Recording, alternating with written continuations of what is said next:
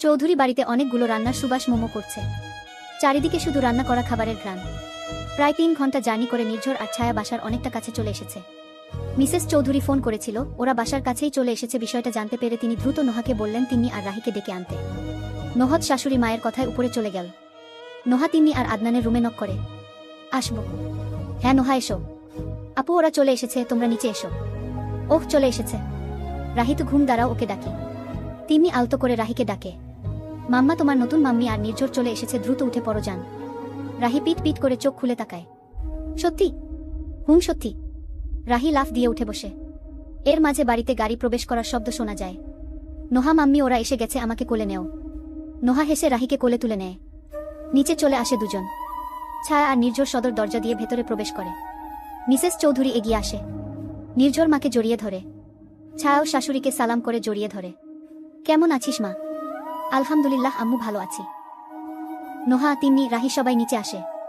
এই যে আমার বড় মা, তোমার কান্নার জন্য আমাকে এত পথ পাড়ি জমাতে হয়েছে। রাহি নির্ঝরের কোলে উঠে। আমি তোমাকে অনেক মিস করি নির্ঝর। নির্ঝর হাসে। ছোট থেকেই রাহি তাকে নির্ঝর বলেই ডাকে। তিন্নি, আদনান প্রথম আপত্তি করলেও নির্ঝর সব সময় বলেছে রাহি ওর মেয়ে, যা ইচ্ছে তাই বলে ডাকুক। চৌধুরী পরিবারের প্রথম ছোট বাবু রাহি, তাই আদরটাও একটু বেশি।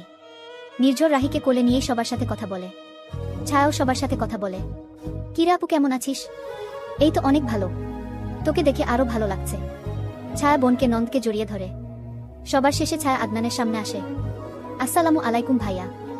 আদনান ছায়ার কথা শুনে ধ্যানে আসে। সে এতটা সময় ধরে কিছু ভাবছিল।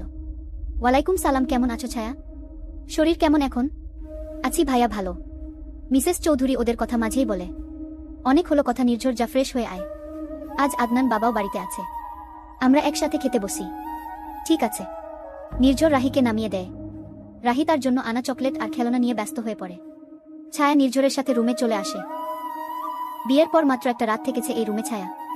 ভেতরে আসতেই তাদের বিয়ের প্রথম দিনের কথা মনে পড়ে যায়। নির্ঝর ছায়ার দিকে তাকিয়ে দেখে তার বুকই যেন চিন্তা করছে। নিশ্চিত বিয়ের দিনের কথা। নির্ঝর কিছু না বলে ছায়াকে পাঁচকোলে তুলে নেয়। হঠাৎ করেই নির্ঝরের এমন কাজে ছায়া থতমত খেয়ে নির্ঝরের শার্ট খামচে ধরে। আরে কি হয়েছে? এ বাড়িতে দুটো বাথরুম থাকলেও এখন যাওয়া যাবে না, তাই ভাবছি বউ নিয়ে গোসল করি, সমস্যা কি বলো? এই না, আমি পড়ে যাচ্ছি, আপনি আগে যান। নির্ঝর ছায়ার কথায় পাত্তা না দিয়ে ছায়াকে নিয়ে সোজা ওয়াশরুমে চলে আসে। আরে দাঁড়ান, আপনি বুঝতেছেন না, আমি জামা খুলে গোসল করি। সমস্যা কি? আমি দেখি নাই এমন কিছু আছে তোমার শরীরে? ছায়া এবার লাল হয়ে যায়। কি বেহায়া লোকরে বাবা। নির্ঝর এক টানে ছায়ার জামার চেইন খুলে ফেলে। দেখুন, দেখবত যান, এই জন্যই তো জামা খুলছি। কি বেহায়া আপনি, তোমার জন্য সব হতে পারি। ছায়া নির্ঝরের বুকে ঘুষি দেয়। নির্ঝর ছায়ার হাত ধরে ওকে দেয়ালে চেপে ধরে। ছায়ার ঠোঁটগুলো দখল করে নেয়। ছায়া বেচারি পড়েছে মহাবিপদে। নির্ঝরের এমন হুটহাট আক্রমণ ছায়াকে বড্ড বেশি বিরক্ত করে। শাওয়ারের পানি দুজনের শরীর গড়িয়ে মেঝেতে পড়ছে। কিছু সময় পর দুজন বাইরে আসে। ভয় নেই, নির্ঝর কিছুই করেনি, শুধু শাওয়ার নিয়েছে। একসাথে তোমরা এত দুষ্টু কেন? সব সময় দুষ্টু সিন পড়তে ভালোবাসো। ছায়া চুলগুলো একটু শুকিয়ে আঁচড়ে নেয়। নির্ঝরও বেরিয়ে আসে। দুজন একসাথে নিচে যায়। চৌধুরী বাড়ির প্রতিটা সদস্য একসাথে দুপুরের খাবার খায়। দুপুরের খাবার শেষে যে যার রুমে বিশ্রামের জন্য যায়। ছায়া বিছানায় শোয়া মাত্র চোখ বন্ধ করে নেয়। নির্ঝর ছায়াকে নিজের বুকে টেনে আনে। ছায়াও কিছু বলে না। নির্ঝরের শরীরে যে অসম্ভব সুন্দর ঘ্রাণ, সেটা ছায়ার ভীষণ পছন্দ। চোখ বন্ধ করে নির্ঝরের বুকে মাথা দিয়ে শুয়ে আছে ছায়া। নির্ঝর তার নিজের কোনো ভাবনায় ব্যস্ত। এমন সময় ছায়া বলে ওঠে, আমাকে ঘুরতে নিয়ে যাবেন? হ্যাঁ যাব। কোথায় যাবে? যেটা আপনার পছন্দের জায়গা, সেখানে যেতে চাই। নির্ঝর ছায়ার চুলে বিলি কেটে দিতে দিতে চিন্তা করে, মেয়েটা সত্যি অদ্ভুত সুন্দর। রাজশাহীতে তার এত ব্যস্ততা ছায়া মেনে নিয়েছে। নির্ঝরের কেন জানি না ভালোবাসাটা বেড়ে যাচ্ছে দিনকে দিন। ভালোবাসা বাড়ার সঙ্গে সঙ্গে হারাবার ভয়টাও বাড়ছে। নির্ঝর হঠাৎ করেই ছায়াকে নিজের কাছে টেনে আনে। কি হয়েছে? কিছু না। আমাকে আপনার মধ্যে ঢুকিয়ে নেবেন নাকি? পারলে তাই করতাম। ছায়া নির্ঝরের দিকে তাকিয়ে আছে। ছায়ার এমন পিটপিট চাহনি নির্ঝরের ভীষণ ভালো লাগে। নির্ঝর হেসে ছায়ার ঠোঁট আঁকড়ে ধরে। নির্ঝর ছায়ার উন্মুক্ত হাত দুটো বিছানায় চেপে ধরে। ধীরে ধীরে দুজনই কেমন মাতাল হয়ে যেতে লাগে। নির্ঝর ছায়ার ঠোঁট ছেড়ে গলায় নেমে দুটো চুমু খেতেই দরজায় ঠকঠক শব্দ। নির্ঝর মাথা উঠিয়ে নেয়। ছায়াও চোখ খুলে পাশের দিকে তাকায়। তখন আবারও ঠকঠক শব্দ। নির্ঝর ছায়ার উপর থেকে উঠে দরজা খুলে দেয়। তিন্নি দাঁড়িয়ে। কিরে আপু, ভেতরে আয়। ছায়া ততক্ষণে নিজের ওড়না ঠিক করে বিছানায় বসে পড়েছে। বিরক্তি করলাম? না আপু, বিরক্ত কেন করবে? তিন্নি এসে ছায়ার পাশে বসে।